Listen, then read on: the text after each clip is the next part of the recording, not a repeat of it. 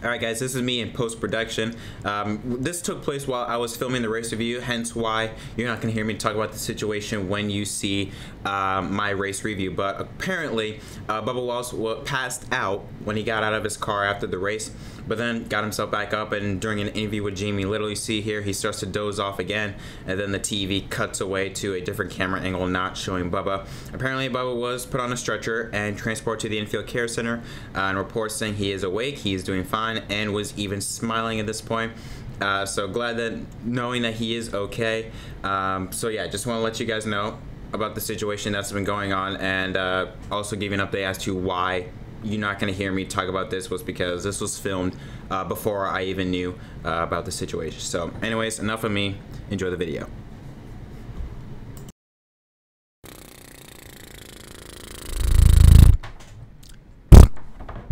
That's literally how I am describing this race. Just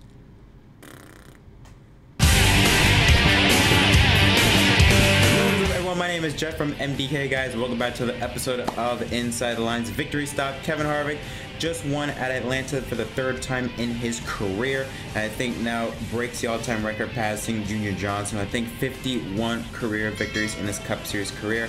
Well, congratulations to him. It was not a fun race for us to watch, as it was boring, flat out, flat out boring. And it shows that I think Atlanta, it's time for a repave. But before we get into that, we should address the pre-race. Obviously, we know what's been happening with our country in the aftermath of George Floyd, what happened with him and the police officers. We just saw protests, riots, everything that's been going on with the country. NASCAR did, I thought, a really good thing. What they did with the pre-race was that, one to go, they stopped the cars on the racetrack at the start-finish line, and then the president of NASCAR, Steve Phelps, came on the radio and offered a message to not only everyone at NASCAR, but to the entire country. And then Fox Network played a clip of all the top drivers, so Jimmie Johnson, Bubba Wallace, Brad Keselowski, Chase Elliott, giving out a message talking about racial injustice, racism as a whole in this country, and how we need to do better. And overall, I thought it was just really cool, and I think NASCAR did top-notch job on, and NASCAR and everyone at Fox did a top-notch job of providing a fantastic way to fight racial injustice in this country. You had Bubba Wallace, who has been a real advocate as of late of this issue, wearing a Black Lives Matter shirt. He also had Daniel Suarez had a segment on the Fox Network, I think either the pre-race or just around near the start of the race, also giving his thoughts on racism. It was overall just a really cool thing to see. What was disappointing was to see when NASCAR posted those on their social media platforms, you really saw some fans well, just flat out be racist, don't understand it, and don't think that Black Lives Matter.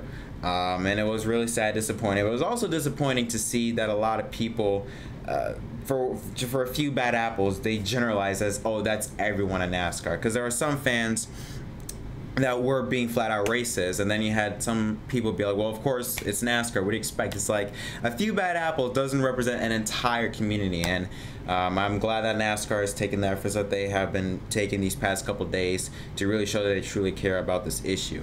I'm not going to dive into it because this is a race review, although there was not really much to talk about. This race was really bad. Stage 1, Stage 2, Truex swept both of them. Joe Gibbs came to play. I mean, Joe Gibbs with Truex Jr. and Kyle Busch. Kyle Busch, you have to understand, in 2020, Kyle Busch, he's at an average finish, I think, of 11th or 13th place, compared to last year where he won already 2 or 3 races up to this point. Very odd to see Kyle Busch struggle the way he has been in 2020, but typical Kyle Busch fashion, he came to play today, running in the top 10 all race long. He also had Denny Hamlin in the top 10. Erik Jones, though, he had a bit of issues. Him and Chris Bell got into it just a little bit off of turn 4, coming to near the end of Stage 2. Erik Jones would finish out, so the top 20, multiple 1 or 2 laps down, I should say. Truex Jr. finished in the top 3, second place to be exact. Third place to be exact, where Kyle Busch finished in second. But it was Kevin Harvick who won the race. Now, his teammate, on the other hand, we need to talk about Clint Boyer. He had a really good car today, was up near the front, led a good amount of laps, but he had issues with the tire. Him and his team had issues with tires 2 or 3 times. Blisters on the right rear tires that forced him to go on the pit road, give up a ton of spots. and ultimately it was just not his race because, I mean, he had a top 5 car, but his pit cycle, his pit strategy was just not where it needed to be. There was a point, I believe around stage 2, I could be wrong about this, but near the end of stage 2, actually I should say near the beginning of stage 2, with on lap 44, Boyer had to make an unscheduled pit stop due to a tire going down. He pits, pit cycle goes around, but then he becomes the race leader because he was the first to pit. Well, at Atlanta, how abrasive tires are, and he was the first to come out. He already had multiple laps on his tires where everyone else had brand new tires. So he fell like a rock a bit time near the middle to near the end of stage 2. And then just after that, he was always in the top 10, but was always off a pit strategy. He had another tire problem with 13 laps to go, had to pit, and ultimately he would finish outside the top 20. Strong ever for Ryan Blaney in the 12 car, 4th place. He's actually the highest Penske driver. Another teammate, Brad Keselowski, finished 9th. He had a meh day for the defending race winner. Joe Logano was just not there. While he had started in the front row, was up near the top 4 for the first 25 laps up until the competition caution, but then he just fell off like a rock. But then somehow he managed to work his way up and finish inside the top 10. Granted, he was the last driver on the lead lap. Yes, there were only 10 drivers on the lead lap by the end of this thing. Austin Dillon, Alex Bowman, 11th and 12th day finish on back. They were all a lap down. So, because a lot of drivers near the end of that race, because majority of them were trying to make it to the end. I heard a good amount of drivers, or a good amount of teams, I should say, were going to try and split the stage. So, 54 laps till the end. Some teams obviously did not work. They had to pit, lose laps, lose time, and I think that's why you saw a lot of drivers be 1 or 2 laps down. But I think now it's time for a bigger issue we need to talk about. 2 things. Number 1, I think Atlanta, it's time for a repave. It hasn't been repaved since, what, the 90s, if I'm not mistaken. I know we hate tracks being repaved, but I think it's time. I think it's time for Atlanta to get a repave.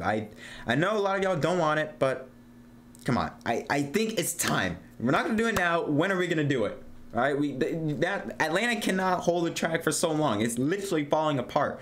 So, if I was Atlanta Motor Speedway, I'd repave it. Try and make the track still have some characteristic to its track. But oh my God, I mean, just seeing, because now it's starting to get to the point where literally it's almost impossible now to drive. Granted, the package does not help. The 20-way package was horrible for a track like Atlanta. But I think having a track like Atlanta and how abrasive it is does not help the situation. Another issue that I think we need to also address is the race length. While the race broadcast was 4 hours long, actually the race time was only 3.5 hours. Still nearly close to 4 hours. Only had 5 lap leaders, 4 or 5 lap leaders. And I kept on, multiple times I would look at my phone and then I'll see, oh, the time is like, oh, 6 o'clock, 6:30, and I realize, oh wait, we still have like 50 or 60 laps to go. Like, I know boring races happen in NASCAR. Not every race is going to be amazing, but specifically when a race you know it's not good, but there's still so much racing left, it's like, oh God, can this thing hurry up already? It's like with IndyCar at Texas on Saturday. The only issue was that while the race was bad, at least there was only 300 miles of it. We didn't have to wait so long. It was only around 2 to 2.5 hours. This race was 3.5 hours long. The only races, in my opinion, that should have more, or 500 miles or more, is the Daytona 500, the Southern 500, and the Coke 600. That is it.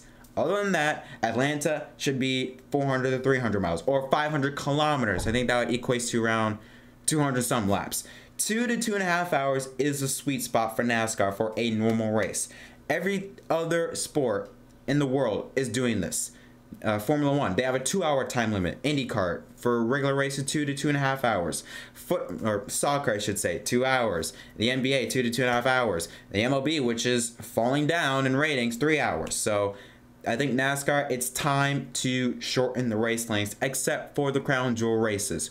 I think if NASCAR shorten the race lengths, it's going to allow teams and broadcasters and everyone to not put so much money into production to keep up for 3.5, 4 hours. They can spend less money for a race that they know is only going to last 2 to 2.5 hours. It's also going to help with fans, because when fans eventually do return to the racetrack, and we know how much they hate those 3 o'clock starter times instead of the 1 p.m. starter times that a lot of fans favor, If you shorten the race length, it kind of equals, it equates itself out. If you put the race time instead of 1 p.m. to 3 p.m., but shorten the race length, it kind of equates itself out. Fans are able to get out of the racetrack on time and back to their homes or to wherever they need to go. So, yeah, I think this race was a prime example of that. Atlanta needs a repave, and number 2, we need to shorten the race length. 500 miles is just not the way to go, unless it's a crown jewel event. I love Atlanta, but times are coming. Times are changing. NASCAR needs to step up and change. Get with the times, shorten the race length, and Atlanta get a repave. So that's all I gotta say. And I think, and trust me, I'm not the only people that thought this race was bad. I put out a tweet earlier, just halfway through the race. I was curious of getting what people's thoughts were, and I'm just gonna read out a couple of them. He had this guy Brett, 5 out of 10, not much excitement, but there's 2 lanes and a fair amount of passing in the back. Well, yes, there was a fair amount of racing in the back. I'll give him the benefit of that doubt, but Fox barely showed that. So. Yeah, it was not horrible, but there was some racing, but it was still overall not fun to watch. Casey Kane fans said it's getting pretty boring, to be honest. Mark says not as fun as I thought it would be. Ake says 3 out of 10. Josh White says kind of like last year, not a whole lot going on. Finally, Joe says it's Atlanta. In my opinion, the stages hurt Atlanta racing. Almost all the teams are on a similar strategy because of the guaranteed stage cautions dictate the strategy. Without the stage cautions, more strategies floating around, but still a dominant team will control. Well, it's NASCAR, so they are never going to get away with stage racing. Don't get me wrong, I want stage racing to go away, but it's never going to happen. But I do agree with all those points. Not a fun race. 3 out of 10, similar to what Ake said, giving it a 3 out of 10. However, I will give it a 10 out of 10 for that pre-race that NASCAR put on. Really was. It gave me all the feels. It gave me all the feels. So, yes.